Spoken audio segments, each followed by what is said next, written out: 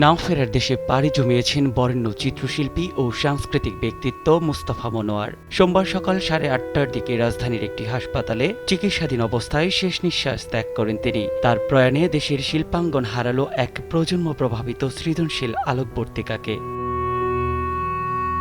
গত 14 জুন নিউমোনিয়ায় আক্রান্ত হয়ে হাসপাতালে ভর্তি হন মুস্তাফা মনোয়ার। সপ্তাহ দুয়েক চিকিৎসাধীন থাকার পর মৃত্যু হয় তার।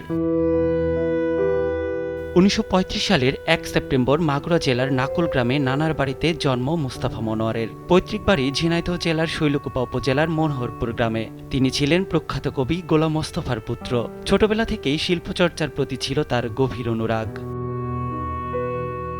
নারায়ণগঞ্জ গভর্নমেন্ট স্কুল থেকে ম্যাট্রিক পাশের পর কলকাতার স্কটিশ চার্চ কলেজে বিজ্ঞানে ভর্তি হলেও শিল্পের টান তাকে নিয়ে যায় কলকাতা চারু ও কারুকলা মহাবিদ্যালয়ে। 1959 সালে সেখান থেকে ফাইন আর্টসে প্রথম শ্রেণীতে প্রথম হয়ে কৃতিত্বের সাক্ষ্য রাখেন তিনি।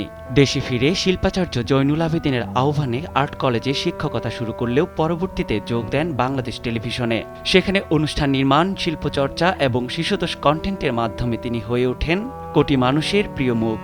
শিল্প, টেলিভিশন ও সংস্কৃতির নানা ক্ষেত্রে তার অবদান আজও অনন্য। শিল্পকলায় অসামান্য অবদানের স্বীকৃতি হিসেবে 2004 সালে 21 পদক লাভ করেন মুস্তাফা মনোয়ার। দীর্ঘ কর্মজীবনে অর্জন করেছেন দেশ বিদেশের অসংখ্য সম্মাননা। তার সৃষ্টিকর্ম, চিন্তা ও শিল্পদর্শন বেঁচে থাকবে আগামী প্রজন্মের অনুপ্রেরণা হয়ে। নিয়াত শুভ, সময় সংবাদ, ঢাকা।